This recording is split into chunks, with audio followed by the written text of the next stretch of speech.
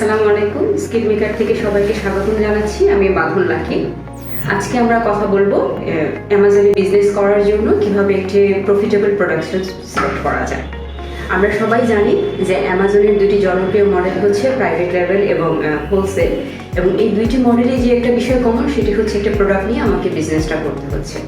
So এই প্রোডাক্টটা নিয়ে যখন আমি কাজ করব, এখানে অবশ্যই অনেক বেশি সময় দিতে হবে। এটা হতে পারে 2 থেকে 3 মাস, কখনো কখনো 4 থেকে 5 মাস সময়ও দিতে হবে।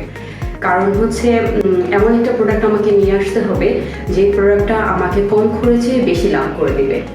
তার মানে আমি যে প্রোডাক্ট নিয়ে কাজ করব, হতে পারে আমার নিজস্ব পছন্দের কিছু প্রোডাক্ট আছে, হতে পারে সেটা একটা টিভি বা ফোন বা ঘর সাজানোর কিছু হতে পারে, কিন্তু সেই প্রোডাক্টটা দেখা গেল আমার সেল হচ্ছে না। সো আমি সেখানে যাব না। আসলে আমার মাথায় রাখতে হবে যে আমার পছন্দের প্রোডাক্ট কিন্তু সেল হচ্ছে না, নাকি যে প্রোডাক্টটা সেল হচ্ছে এবং আমাকে প্রফিট নিয়ে আসতেছে।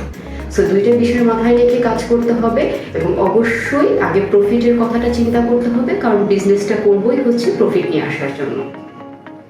এবার দেখা যাক প্রোডাক্ট সিলেকশনের ক্ষেত্রে আমরা কি কি কাজ করি। আসলে প্রথমেই যখন একটা প্রোডাক্ট ডিটারমাইন করব, তারপর প্রথমেই দেখতে হবে যে আমি কোন টেরিটরিতে কাজটা করতে চাচ্ছি। আর মানে হচ্ছে আমি কি ইউএসএ মার্কেট প্লেসে কাজ করব, নাকি ইউকেতে করতেছি, ইউরোপ জুড়ে করব, নাকি আদার পার্ট যেগুলো আছে, কানাডা আছে, ইউএই আছে, অস্ট্রেলিয়া আছে, সেই সব জায়গায় যাব। আমরা যদি একটু রিসার্চ করি তাহলেই দেখতে পারবো যে প্রত্যেকটা টেরিটরির জন্য আলাদা আলাদা কিছু ক্রাইটেরিয়া মেনটেন করা হয়।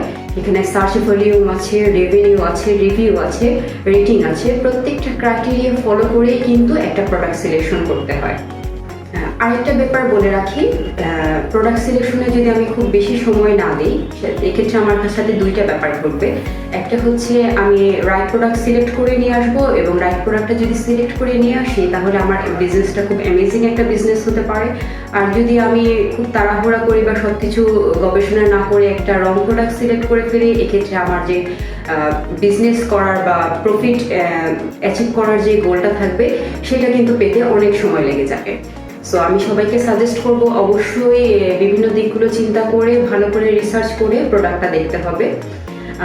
প্রোডাক্ট সিলেকশনের ক্ষেত্রে অনেকগুলো ব্যাপার মাথায় রাখতে হয়। সেক্ষেত্রে আরেকটা ব্যাপার খেয়াল রাখতে হবে যে প্রোডাক্টগুলোকে আমার শিপিং যে করব, আমি ডেলিভারি দিতে, সেটা আমার কতটুকু সুবিধা দিচ্ছে। যদি খুব হেভি প্রোডাক্ট হয়, খুব ফ্রেজাইল কোনো প্রোডাক্ট হয়ে যায়, তাহলে কিন্তু এটা আমার জন্য লসের হয়ে যাবে। সো আমি এমন প্রোডাক্ট সিলেক্ট করব যেটা লাইট হবে, ইজিলি প্যাকিং করা যাবে এবং খুব ইজিলি ডেলিভার করা যাবে। দ্বিতীয় ব্যাপারটা হচ্ছে প্রোডাক্টটা কি কম্পিটিশনে আছে কিনা। যদি কম্পিটিটিভ প্রোডাক্ট না হয় বা এটা যদি একটা সিজনালিটি মেনটেন করে, তাহলে কিন্তু বছরে শুধুমাত্র একটা সময় জুড়েই আমি বিজনেসটা করতে পারবো, বাকি সময় কিন্তু আমার প্রোডাক্টের কোনো ডিমান্ড থাকবে না। সো সিজনালিটিটার দিকটা অবশ্যই বিবেচনায় রাখতে হবে। তারপরে আমি দেখবো যে এই প্রোডাক্টটা যখন আমি সিলেক্ট করব, প্রোডাক্টটা ইউজ করতে অন্য কোনো প্রোডাক্টের হেল্প নেওয়া লাগছে কিনা। তাহলে কিন্তু আবার প্রোডাক্টটা আমার জন্য খুব একটা হাই ডিমান্ডেবল প্রোডাক্ট হবে না। সো যে প্রোডাক্টটা নিজস্ব মাধ্যমে অপারেট করা যায়, সেই ধরনের প্রোডাক্ট সিলেকশন করাটাই বুদ্ধিমানের কাজ। আর প্রোডাক্ট যখন আমি সিলেক্ট করব, তখন দেখতে হবে যে প্রোডাক্টের প্রাইস রেঞ্জটা আমি 10 to 50-র মধ্যে রাখতে পারছি কিনা। যদি 10 to 30-র মধ্যে রাখতে পারি তবে খুবই ভালো। ক্ষেত্র বিশেষে ওটা 10 থেকে 50-র ভিতরেও চলে যেতে পারে। যে প্রোডাক্টগুলো খুব কম খরচে আমি সোর্সিং করে নিয়ে আসতে পারবো এবং হাই প্রফিটে আমি সেল করতে পারবো, সেই ধরনের প্রোডাক্টটাকে চুজ করে নিয়ে আসতে হয়। কথা শুনে মনে হচ্ছে আসলে কাজটা অনেক জটিল, আসলে মোটেও জটিল না। প্রোডাক্ট হান্টিংয়ের ক্ষেত্রে এই ধরনের ফিল্টারিং অপশন আছে। ফিল্টারিং অপশনগুলোকে ইউজ করে যখন আমি প্রত্যেকটা ক্রাইটেরিয়া দিয়ে প্রোডাক্ট নিয়ে আসবো, তখন কিন্তু আমার সামনে আসলেই অনেক ভালো ভালো প্রোডাক্ট চলে আসবে। এবং তখন এটা ভাবার কোনো কারণ নেই যে আমি বেশি ফিল্টারিং করলে হয়তো বা আমার অপশন কমে যাচ্ছে। আসলে মোটেও তা না, বরঞ্চ বেশি ফিল্টারিং করার মাধ্যমে কিন্তু এবং স্পেসিফিক ক্রাইটেরিয়া মেনটেন করার মাধ্যমেই আমরা একদম যে প্রোডাক্টটা আমাদের জন্য সুইটেবল বা আমার বিজনেস মডেলের জন্য সুইটেবল হবে, সেই প্রোডাক্টটাই আমি নিয়ে আসতে পারবো। যেহেতু আমরা বিজনেস করবোই হচ্ছে প্রফিটের জন্য, সেক্ষেত্রে বা আমার ইনকামের একটা ওয়েব রিক্রিয়েট করার জন্য, সেক্ষেত্রে টাকাটা তো অবশ্যই অনেক বেশি গুরুত্ব বহন করে।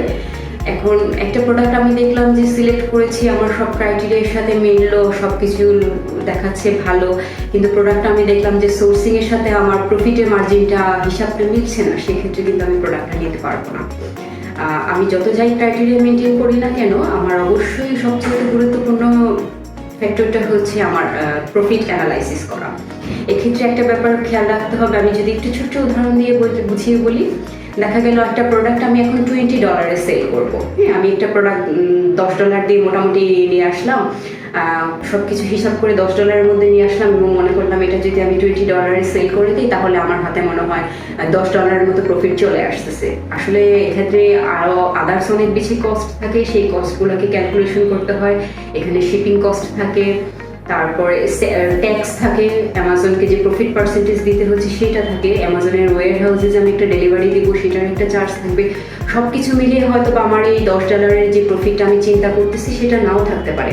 দেখা গেল একটা প্রোডাক্ট আমি $20 সেল করতে চাচ্ছি, এক্ষেত্রে এই প্রোডাক্টটা যদি আমার কস্ট প্রাইস হয় $5, তারপরে এখানে আমার আছে শিপিং কস্ট আছে দেখা গেল আরও $3 পড়তেছে, আমার ট্যাক্স চলে যাচ্ছে আরও $1 মতো যাবে, আমার ওয়্যার হাউসের যে ডেলিভারি চার্জ আছে সেখানে দেখা গেল 80 সেন্টের মতো বা $1 যাবে, আমার অ্যামাজনের যে প্রফিট পার্সেন্টেজ আছে ওইখানে $3 মতো চলে যাচ্ছে।